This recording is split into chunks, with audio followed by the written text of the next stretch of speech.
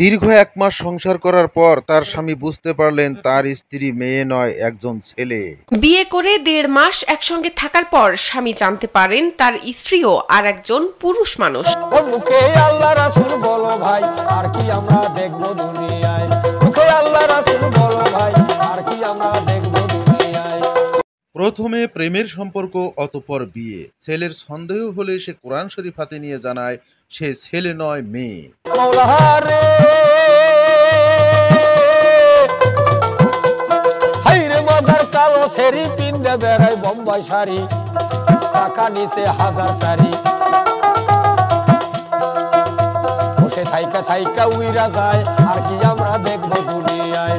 বিয়ার সময় বাবা মাও জানাননি সে মেয়ে নয়, ছেলে।